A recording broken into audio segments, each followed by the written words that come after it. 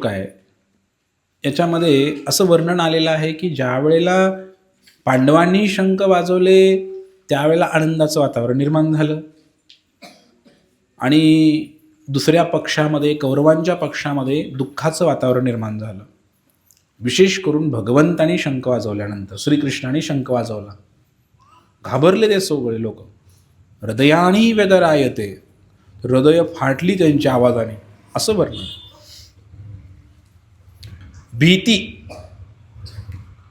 भीती प्रत्येकाला कशाची ना कशाची भीती आहे, पण सर्वांना मिळून एका गोष्टीची भीती आहे. ती गोष्ट म्हणजे काय आहे मंडळीनो? काय? मृत्यू. बरोबर आहे का? आणि जीवन म्हणजे काय? त्या मृत्यू, जन्म आणि मृत्यूच्या मधला संघर्ष आहे. जन्माला आलो आणि मेलो, त्या दोन्हीच्या मध्ये जेवढा वेळ आमच्याकडे आहे तो काय आहे? संघर्ष आहे, जगण्यासाठीचा संघर्ष.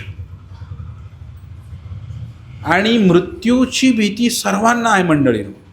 या जगामध्ये असा कोणी आहे का मृत्यूची भीती नाही आहे?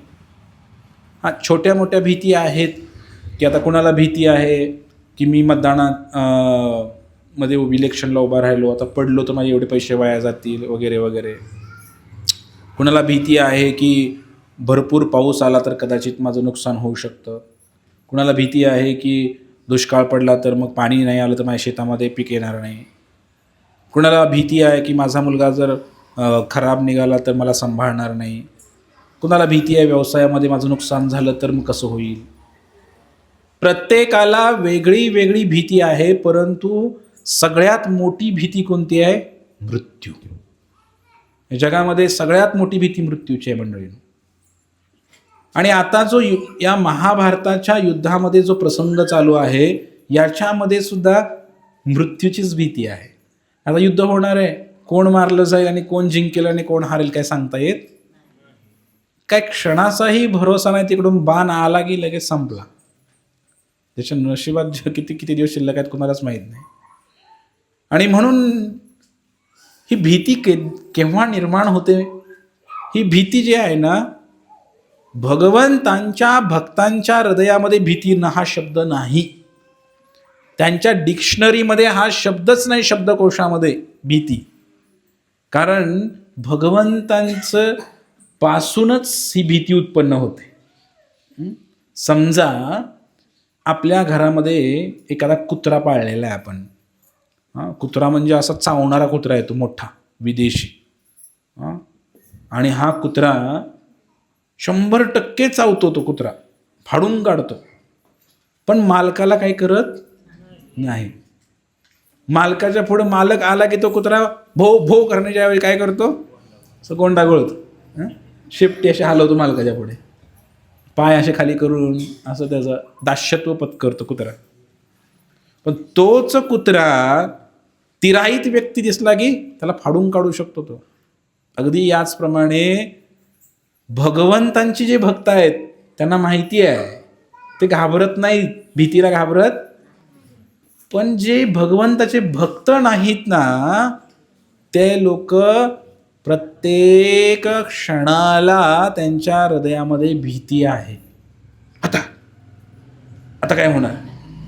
अरे बापरे, असं थोड्या थोड्या गोष्टीवरती ते एवढं मोठं त्यांना भीती वाटते आणि पूर्ण जीवनच त्यांचं भीतीने भरलेलं आहे त्या लोकांचं. आणि भगवंतांचे भक्त जे आहेत ते कधीच भिले नाहीत. शास्त्र प्रमाण आहे प्रल्हाद महाराजांचं, ते उकळत्या तेलामध्ये टाकलं तरी भिले नाहीत, दरीमधून खाली ढकलून दिलं तरी भिले नाहीत, काही पण करा ते भिलेच नाहीत. असे अनेक उदाहरणं. तुकाराम महाराजांचं उदाहरण घेऊ शकता. त्यांच्यावरती किती संकट आले पण भिले का तुकाराम महाराज? कुठंतरी तुम्हाला असं त्यांच्या इतिहासामध्ये आढळतंय का संतांच्या ते घाबरून पळून गेले? आलेल्या प्रत्येक संघर्षाचा सामना त्यांनी भगवंतांचं नाव घेऊन केला आणि त्यांना काहीच त्रास झाला नाही. तर अशा प्रकारे आपण पाहू शकतो मंडळीनो की भगवंतांच्या भक्तांना भीती नाही, घाबरायची गरज नाही आपल्याला. जो भगवंताचं नामस्मरण करतो त्याला काहीच घाबरायची गरज नाही आहे.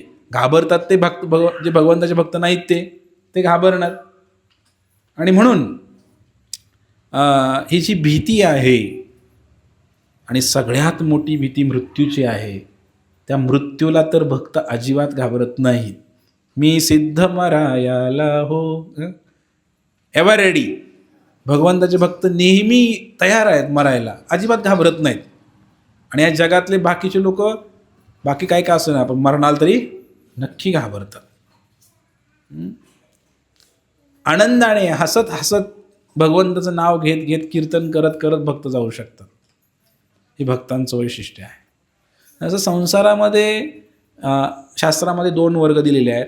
एक प वर्ग आहे, एक अपवर्ग आहे. प वर्ग म्हणजे काय? प वर्ग म्हणजे असं 12 खडी असते ना, प नंतर काय?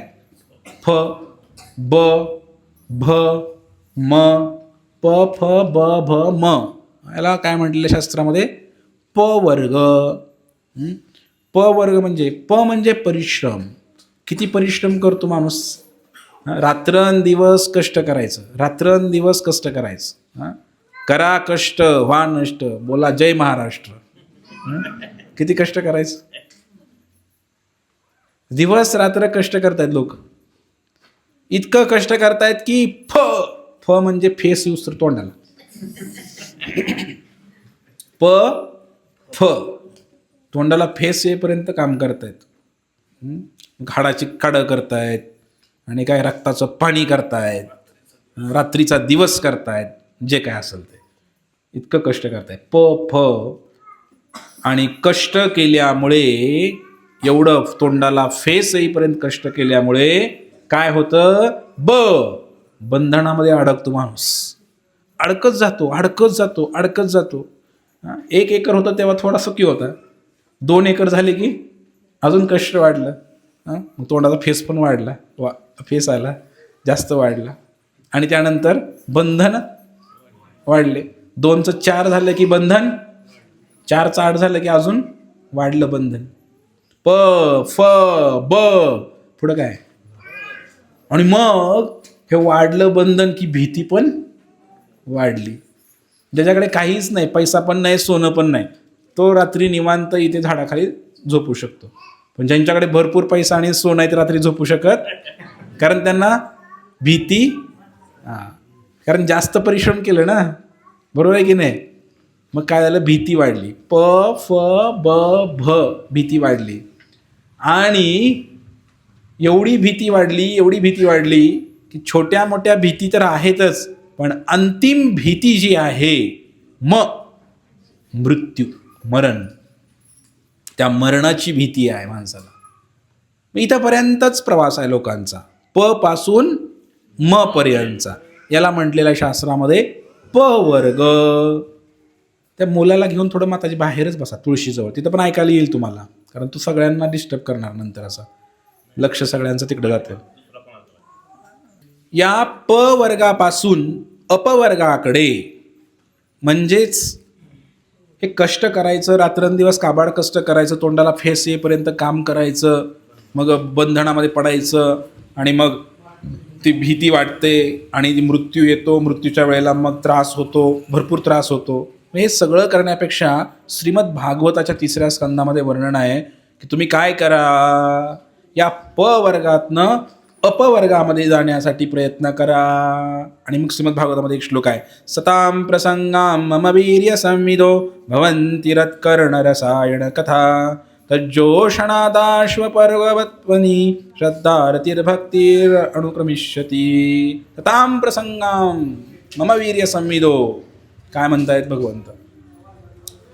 तुम्ही काय करा, या परिश्रम करण्याच्या या प वर्गाच्या यातून बाहेर पडून तुम्हाला जर सुखी व्हायचं असेल तर सतान प्रसंगाम मम वीर्य संविदो. तुम्ही काय करा, भगवंतांच्या कथा ऐका. कथयंतच्च मामनित्यम तुष्यंतीच रमंतीच. या कथा ऐकल्यामुळे तुम्हाला खरा आनंद प्राप्त होईल, खरं सुख प्राप्त होईल. नुसतं काबाड कष्ट करू नका संसारासाठी. ते करत असताना, कष्ट करत असताना भगवंतांचं स्मरण करा, नामस्मरण पण करा, भगवंतांच्या कथा ऐका, तर तुम्हाला दुःख होणार नाही, ते कष्ट झालेलं सुद्धा जाणवणार नाही. म्हणजे या प वर्गातनं कुठं जायचं, अपवर्गामध्ये जायचं, असं वर्णन या श्लोकामध्ये आहे. आणि पुढे म्हणलेलं आहे, पहिल्या याच्यामध्ये पण एक श्लोक आहे, धर्मस्य हि अपवर्गस्य नार्थो अर्थाय कल्पते नार्थस्य धर्मकांतस्य कामो लाभाय हि स्मृतः. धर्म अर्थ काम मोक्ष तर सांगितलेलंच आहे, ते करायचंच आहे, पण भगवंतांच्या नावाने ते करायचं आहे. पैसा कमवायचा आहे, पण भगवंताच्या नावाने कमवायचं आहे. तुम्ही काय करताय, 10 रुपये कमवताय, 10 रुपयेमधले तुमचा एक तरी रुपया भगवंतांच्या सेवेसाठी काढून ठेवायला पाहिजे, मग त्या उरलेल्या 9 रुपयाला किंमत आहे, असं म्हटलेलं आहे. म्हणून प वर्गातनं बाहेर या, नुसतं कष्ट करू नका, नुसतं तोंडाला फेस येईपर्यंत काम करू नका, तर थोडंसं भगवंताचं भजन, थोडंसं नाही म्हणणार मी, भरपूर भजन करा भगवंतांचं, तर मग तुम्ही या वर्गामध्ये प्रवेश करू शकताय, अपवर्गामध्ये. हा भगवंतांचा वर्ग आहे. ही भीती फार भयानक आहे. प्रत्येक जण या जगामध्ये जेवढे लोक मेले आत्तापर्यंत, किती लोक मेले असतील, प्रत्येकजण घाबरूनच मेलेलं आहे. फक्त जे संत आहेत, महान लोक आहेत, तेवढेच लोक आनंदाने गेलेले आहेत. बरोबर आहे का हो? एखादा आमच्याकडे एखादा वारकरी भक्त जरी देह सोडला, तर भक्त लोक काय करतात गावातले, त्याला कीर्तन करत करत, भजन करत करत करत त्याला अग्नी दिला जातो. म्हणजे सांगण्याचा उद्देश की कोणीतरी विचारू शकतं की अरे तुम्ही असं का करताय, दुःख झालेलं आहे, एक व्यक्ती गेलेला आहे आणि तुम्ही कीर्तन करताय. कारण भक्तांचं जाणं सुद्धा भीतीदायक नाही आहे. भक्त गेला म्हणजे तो 100% कुठं तर चांगल्या ठिकाणी गेलेला आहे, सद्गती प्राप्त झालेली आहे त्याला. आणि म्हणून ही भीती भक्तांच्या मनामध्ये नसते, हे मला सांगायचं होतं. या कौरवांच्या मनामध्ये इतकी भीती आहे, शंख वाजला आणि शंख वाजल्यानंतर भीतीचं वातावरण निर्माण झालं. आणि ज्याच्या हृदयामध्ये मनामध्ये कपट आहे, जो दुष्ट आहे, त्याला पाठीमागच्या वेळेला सांगितल्याप्रमाणे 2 मनं आहेत. ते दुसरं मन अजून हळूच आवाज देतंय, चुकतंय बरं का, ते बरोबर आहे, उगाच भांडतोय आपण, आपलं नाणं खोटं आहे, हे त्याला माहिती आहे. आतून आवाज येतोय, पण अहंकार आहे, मानत नाही. खोटं बोला पण रेटून बोला, तुमचं खोटं आहे नाणं, पण आम्ही ते खपवणारच, असं काहीतरी आम्ही संग मनाशी बांधलेलं आहे. सांगण्याचा उद्देश हा आहे मंडळीनो, की ज्या वेळेला आपण एखादं वाईट काम करतो, त्यावेळेला 100% आपल्या मनामध्ये भीती येते. येते की नाही? येते की नाही तुमच्या मनामध्ये भीती? म्हणजे आतून आवाज प्रत्येकाला येतोय की तुम्ही करताय ते काम चुकीचं आहे, पण मन आहे ना, मानतच नाही, ते केल्याशिवाय मानतच नाही. आणि म्हणून मंडळीनो, या श्लोकामधून समजतं की आपण भगवंतांचा भक्त व्हायला पाहिजे. पांडवांना काहीच प्रॉब्लेम नाही, पांडवांच्याकडे श्रीकृष्ण आहेत, त्यामुळे ते घाबरले. नॅचरली ते एकदम शांत राहिलेले आहेत. त्यांची सेना पण कमी आहे यांच्यापेक्षा. यांची 10 अक्षयोनी आहे, यांची 7 अक्षयोनी सेना होती, पण घाबरले. अशा प्रकारे आपल्या जीवनामध्ये सुद्धा जर आपण या परमेश्वराला, पांडुरंगाला स्थान दिलं, तर आयुष्यात कधीच भीती येणार नाही. बरीच अशी उदाहरणं आहेत. आमच्याही आयुष्यामध्ये बऱ्याच घटना घडल्या, पण नेहमी त्या घटनांमध्ये असं जाणवतं की भगवंत आपल्याबरोबर आहेत. आणि तसं काय आम्ही काय फार मोठे भक्त नाही, पण जेवढं काय आता भगवंतांच्या नावाने काय सेवा करतो थोडीफार, पण पदोपदी अनुभव येतो की संकट तर फार मोठं आहे, पण काहीच वाटत नाही, असं येतं आणि असं निघून जातं संकट. ते म्हणजे ही भीतीच वाटत नाही. खरं सांगतो तुम्हाला, कुठल्याच गोष्टीची भीती वाटत नाही.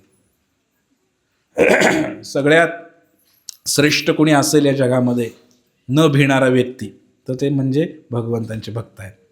कशालाच घाबरत नाहीत भगवंतांचे भक्त, मरायलाच घाबरत नाही, तर बाकी कशाला घाबरतील. आणि म्हणून भगवंतांचा भक्त बनलं पाहिजे.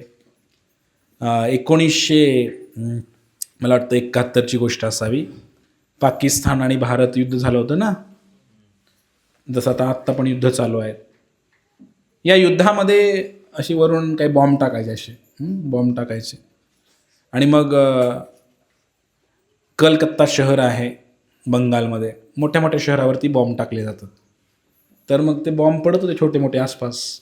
त्या ठिकाणी या हरे कृष्ण संस्थेचे संस्थापक स्वामी प्रभुपाद महाराज होते. त्यांचा एक शिष्य पळत पळत आला, स्वामीजी स्वामीजी काय झालं? म्हणे आता असं बातमी आलेली आहे की शत्रूकडून कलकत्ता शहरावरती बॉम्ब टाकण्यात येणार आहे प्रभू, आणि आपल्याला लवकरात लवकर कुठंतरी स्थलांतरित झालं पाहिजे, चांगली जागा शोधली पाहिजे. प्रभुपाद महाराज म्हटले, त्याची आवश्यकता मला नाही. म्हटले, बॉम्ब जरी पडला माझ्या अंगावरती इथे तरी सुद्धा मला काही समस्या नाही, कारण मी आता काय करत आहे? मी आता भगवंतांना अर्पण करण्यासाठी एक कचोरी बनवलेली आहे. काय बनवलंय? ते मी तळत आहे आता सध्याला. ते तळणार, त्यावर तुळशीपत्र ठेवणार आणि भगवंताला अर्पण करणार, खाऊन टाकणार. मी भगवंताच्या सेवेमध्ये आहे आणि माझ्या अंगावर बॉम्ब जरी पडला तरी मला माहिती आहे की मी कुठं जाणार? भगवंताच्या धामाला, वैकुंठाला जाणार. 100% मला माहिती आहे. त्यामुळे माझं काही नुकसान नाही बॉम्ब पडला माझ्या अंगावर तर. हे संतांचे विचार आहेत. आता इथे इतका चांगला सत्संग आहे, पंढरीनाथ सामने आहे, तिथं रुक्मिणी आहे, आणि आता पण युद्ध चालूच आहेत. आणि आत्ताच कोणीतरी व्यक्ती आला पळत आणि म्हणला, महाराज महाराज महाराज आता तांदूळवाडीवर बॉम्ब पडणार आहे. इथं कोणीच थांबणार नाही. थांबाल का माताजी तुम्ही? खरं बोला. हां, बघू घे, घोडा मैदान जवळच आहे. हां, कोणी थांबणार नाही असं मला तरी वाटतंय. म्हणणार जीव वाचवा, पळा पळा पळा पळा. पण म्हणून भगवंतांचा भक्त बनायला पाहिजे. ते भक्त बनलं, नामस्मरण केलं की भीतीच वाटत नाही, कसलीच भीती वाटत नाही. तुम्ही नामस्मरण करा, कसलीच भीती वाटत नाही. मी अनेक भक्तांना पाहिले, आत्ता पण अशा परिस्थितीचे भक्त आहेत. अनेक लोक आहेत, वाघासारखं जीवन जगतात, ते भीत नाहीत ते. आणि म्हणून आपण सर्वांनी प्रयत्न केला पाहिजे की भगवंतांचा भक्त बनलं पाहिजे आणि भगवंताच्या नावाचं सदैव कीर्तन केलं पाहिजे. हरे कृष्ण कृष्ण कृष्ण हरे हरे